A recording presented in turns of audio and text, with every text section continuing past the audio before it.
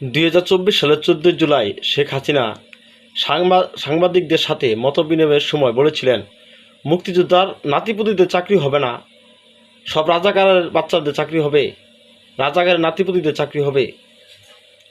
শেখ হাসিনা সেদিন যে কথাটা কতটুকু যৌক্তিক বলেছিলেন নাকি সম্পূর্ণ অযৌক্তিক বলেছিলেন, সেটার বিচার বিশ্লেষণ না করে ছাত্ররা সেদিন স্লোগান তুলেছিল, তুমি কে আমি কে, রাজাকার রাজাকার, কে বলেছে সরকার সরকার।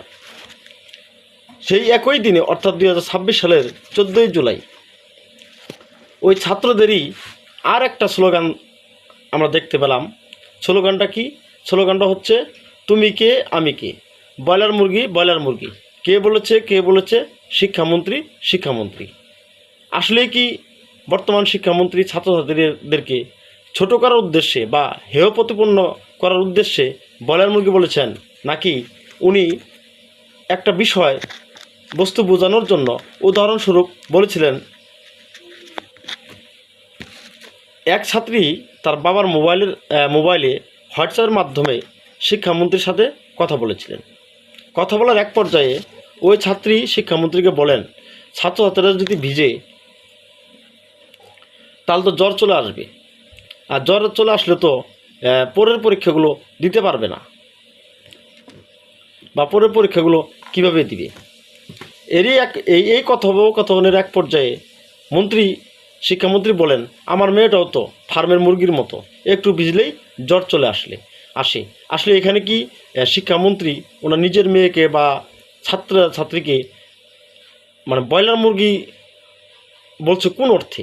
মানে একটা উদাহরণস্বরূপ, মানে দুর্বলতা, বর্তমান যে মানুষের ইমিউনিটি সিস্টেম বা শহরের মানুষ কায়িক পরিশ্রম করে না, অল্প একটু ভিজলে বা যে একটা জ্বর চলে আসে, এইটা বোঝাইতে একটা উদাহরণস্বরূপ উনি এই কথাটা বলছে। এই কথাটাকেই আমরা কি করলাম, রাজপথে একটা স্লোগানে নিয়ে গেলাম, শিক্ষামন্ত্রী সমস্ত ছাত্রছাত্রীকে নাকি ব্রয়লার মুরগি বলছে। ঠিক তেমনিভাবে 2024 সালে শেখ হাসিনা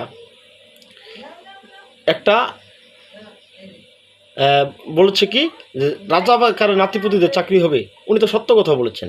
যারা মুক্তিযুদ্ধে জীবন দিয়েছে, কোটার ভিত্তিতে চাকরি হইলে তো তাদেরই হবে, মুক্তিযুদ্ধের ছেলে মেয়ে নাতিপুতিদেরই হবে। যেমন 24 সালে গণঅভ্যুত্থানে যে শেখ হাসিনা সরকারের পতন হয়েছে, যারা পতন ঘটাইছে, সুযোগ সুবিধা কিছুটা যদি সরকার থেকে পায় তাহলে তারাই পাবে, নাকি আওয়ামী লীগের ছেলেপেলেরা পাবে?